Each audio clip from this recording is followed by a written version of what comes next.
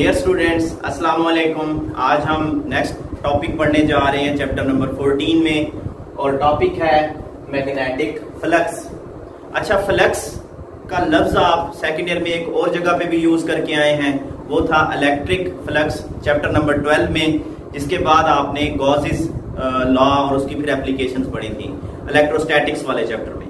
और यहाँ पे अब हम इलेक्ट्रिक फ्लक्स तो नहीं पढ़ रहे, मैग्नेटिक फ्लक्स पढ़ रहे हैं। आपको बताया गया था फ्लक्स के मीन्स फ्लो में जाते हैं, तो मैग्नेटिक फ्लक्स क्या है स्टूडेंट्स? हमारे पास फॉर एग्जांपल ये एक सरफेस है, कोई भी एक एरिया है, लेट ये हमारे पास, इसमें से यहां से ये कुछ लाइंस पास हो रही हैं, ये है मैग्नेटिक फील्ड लाइंस बी, ठीक है। तो कितनी लाइंस पास हो रही हैं यूनिट एरिया के अंदर से, वो क्या कहलाएगा? Magnetic flux. इस वक्त 3 लाइनें पास हो रही हैं, तो यहां पे यूं समझ लें मैग्नेटिक फ्लक्स कितना है? 3 है इस यूनिट एरिया के अंदर से। तो बिल्कुल इलेक्ट्रिक फ्लक्स की तरह ही है, तो हम कहेंगे number of lines, number of magnetic field lines, magnetic field lines passing from unit area, unit area के अंदर से केप्ट परपेंडिकुलर, उस एरिया को हमने परपेंडिकुलर रखा है, is called magnetic flux. Greater the number of lines greater will be the magnetic flux. इसकी दूसरी डेफिनेशन देखिए, जैसे हमने इलेक्ट्रोस्टैटिक्स में की थी, मैग्नेटिक फ्लक्स को हम लैटिन वर्ड फाई, अब यहां बी लिखेंगे, फाई बी से जाहिर करेंगे, और स्टूडेंट्स ये बराबर होता है B electromagnetic induction dot A, ये इसका फार्मूला है। इसमें ये वाला जो ए है, ये एरिया वेक्टर है, ये दी गई सरफेस के ऊपर नॉर्मल होता है। ये अगर फॉर एग्जांपल एक सरफेस है, तो इसके ऊपर ये नॉर्मल इस तरह से होगा, लाइक दिस, ये 90 का एंगल बनाएगा, तो A is a vector area. तो खैर इसकी दूसरी डेफिनेशन करेंगे, dot product of magnetic induction B and area vector A is called magnetic flux. अगर ये डॉट प्रोडक्ट है, ये देखें डॉट लगा हुआ है, तो ये स्केलर क्वांटिटी होगी या वेक्टर क्वांटिटी होगी? तो याद रखना it is a scalar quantity, क्योंकि डॉट प्रोडक्ट में आंसर एक स्केलर क्वांटिटी आती है। इसके अगर हम यूनिट्स देखें तो यूनिट्स बड़े आसान है। इसके यूनिट क्या थे? टेस्ला, मैग्नेटिक इंडक्शन के पिछले लेक्चर में पढ़ा है। और एरिया के यूनिट क्या होते हैं? Metre square. तो इसके यूनिट बनेंगे टेस्ला मीटर स्क्वायर, और टेस्ला मीटर स्क्वायर को हम अमूमन क्या नाम देते हैं? ये वेबर के बराबर है, वेबर। ये इसके यूनिट्स हैं, tesla metre square is equal to weber. और इसके जो और यूनिट हैं सीजीएस सिस्टम में, इसके यूनिट्स मैक्सवेल हैं, मैक्सवेल। ये हमारे पास यूनिट्स हैं किस सिस्टम में? सीजीएस यानी ओल्ड सिस्टम में। और ये किस सिस्टम में यूनिट है? SI system, system international units हैं। और मैक्सवेल और वेबर का क्या ताल्लुक है? तो याद रखिएगा 1 weber is equal to 10⁸ maxwell. ये हमारे पास इन यूनिट्स की कन्वर्जन है। ये आपने एमसीक्यू समटाइम आ जाता है, उसके हवाले से याद रखना है। आगे अगर हम बढ़े तो हम जिस तरह इलेक्ट्रिक फ्लक्स में करते थे, आप इसमें भी वैसे ही पढ़ेंगे। एक होता है maximum flux, maximum magnetic flux, और दूसरा है minimum magnetic flux, minimum magnetic flux. तो हमारे पास 2 डिफरेंट केसेस हैं। मैक्सिमम फ्लक्स कब होगा स्टूडेंट? अगर हमारे पास सरफेस है और उस सरफेस को हमने परपेंडिकुलर रखा है, फॉर एग्जांपल ये मैग्नेटिक फील्ड लाइन जा रही है और एरिया इसके इस तरह से परपेंडिकुलर पड़ा है। जब ये एरिया इसके परपेंडिकुलर होगा तो इसमें से मैक्सिमम लाइंस पास होंगी, फ्लक्स क्या होगा? मैक्सिमम। अगर हम एरिया को फॉर एग्जांपल यूं रख देते हैं, ये लाइन जा रही है और एरिया इसके पैरेलल है, तो इसके अंदर से लाइन पास नहीं होगी। अब क्या होगा, मिनिमम फ्लक्स। और ये अगर इस तरह से है मैक्सिमम फ्लक्स, अगर इस तरह से है तो क्या है, मिनिमम फ्लक्स। बाकी रहा वेक्टर एरिया, वो आपको पता है वो हमेशा दी गई प्लेन के नॉर्मल होता है। तो अगर ये देखें फॉर एग्जांपल, ये मैं ड्रा करता हूं, ये है हमारे पास प्लेन एरिया या सरफेस। तो सरफेस, अगर मैं सिर्फ सरफेस की बात करूं, इज परपेंडिकुलर। परपेंडिकुलर सरफेस क्या है, परपेंडिकुलर पड़ी है। और ये इसके अंदर से मैग्नेटिक फील्ड लाइंस पास हो रही है लाइक दिस, ये ठीक है, ये है मैग्नेटिक फील्ड लाइंस बी। अब क्योंकि सरफेस इस तरह से पड़ी है परपेंडिकुलर, इसका जो वेक्टर एरिया होगा वो इसी तरफ होगा। तो ये है जी वेक्टर एरिया ए। तो सरफेस परपेंडिकुलर है मगर वेक्टर एरिया क्या है, वो पैरेलल है।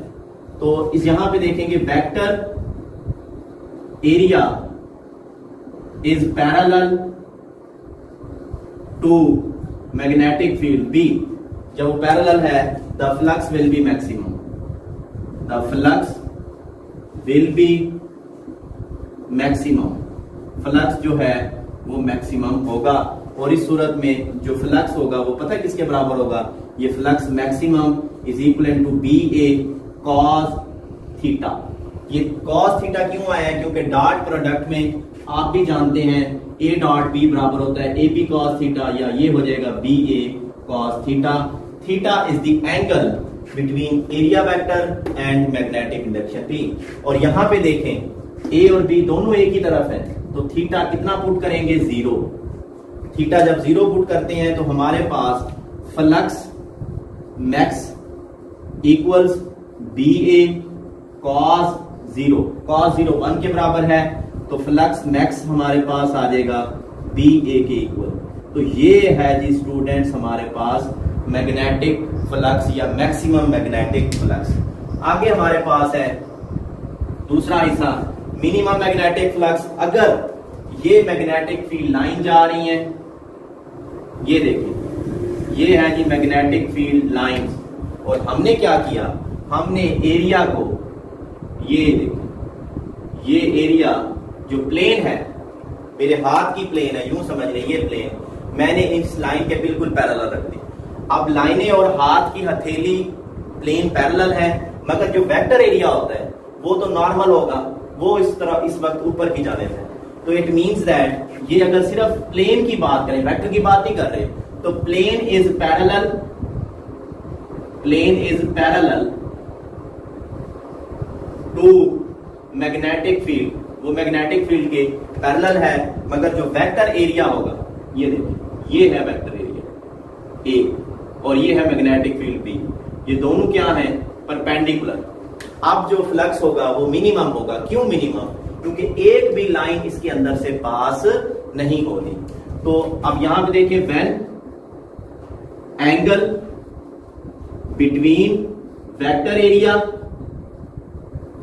And magnetic field is 90 degree, ये यहां पे मैं वेक्टर एरिया लिख के गया हूं, ये पॉइंट नोट कर लें, वेक्टर एरिया का angle is 90 degree, the flux will B minimum, flux will B minimum. अब फार्मूला लिखें और इसको प्रूव कर दें।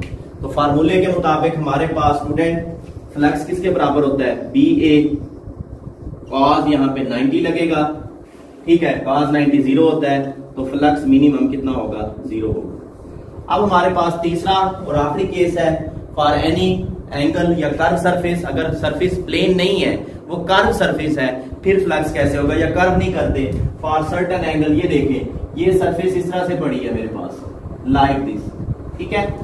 तो अब जो मैग्नेटिक फील्ड लाइंस हैं वो इस तरह से जा रही हैं लाइक दिस, ये बी है और ये वेक्टर एरिया है, यूं समझ लें ये वेक्टर एरिया। अब एंगल बन रहा है between magnetic induction B and area vector A, मान ले वो एंगल कितना है, थीटा है। अब जो फ्लक्स होगा मैग्नेटिक फ्लक्स फाई, वो बराबर होगा बी डॉट ए और ये हो जाएगा बी ए कॉस थीटा। तो ये अब थीटा डिपेंड करता है कि वो हमें किसका एंगल हमें गिवन देता है। अगर वो प्लेन का एंगल गिवन करेगा, हमें देगा प्लेन का एंगल, तो हमें बी और ए का एंगल निकालना पड़ता है। एक तो न्यूमेरिकल है, वहां पे ये चीज क्लियर होगी आप लोगों को। अगर वो हमें सीधा सीधा बता देता है कि वेक्टर एरिया और बी के दरमियान ये एंगल है, तो हम सीधा सीधा ये फार्मूला लगा के थीटा हमें बता दिया जाता है, तो हम इजीली मैग्नेटिक फ्लक्स को कैलकुलेट कर सकते हैं।